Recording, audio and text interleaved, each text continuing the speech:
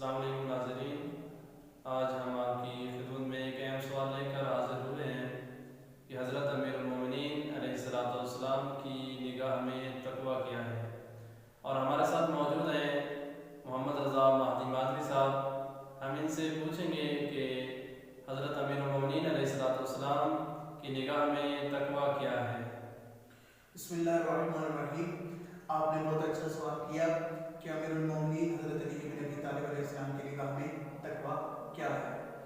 قبلہ وصیت امیر المومنین مکتوب نمبر 47، وصیت کے پہلا جملہ یہی ہے۔ مولا فرماتے ہیں اوصیکما بتقوی اللہ، اے میرا بیٹا حسن حسین میں تمہیں وصیت کرتا ہوں کہ تقوی الہی اختیار کرو۔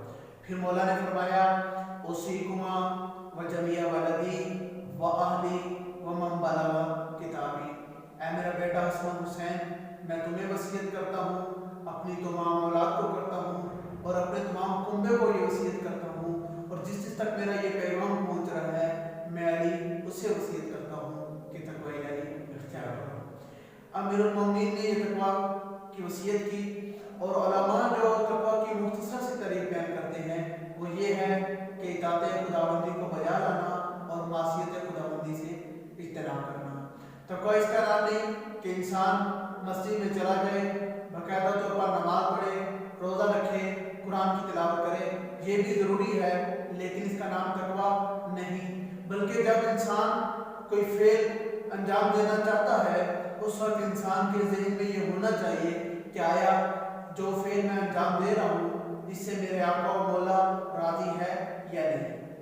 اصل تقوی کی تعریف یہ ہے۔ ماشاءاللہ، بہت ہی اچھے انداز سے قبلہ صاحب نے ہمیں بتایا کہ حضرت امیر المومنین علیہ السلام کی نگاہ میں تقویٰ کیا ہے۔ تو ہمیں چاہیے کہ ہم متقی اور پرہیزگار بنیں، کیونکہ جو بندہ تقویٰ الہی اختیار کرے گا اس دنیا میں بھی کامیاب ہوگا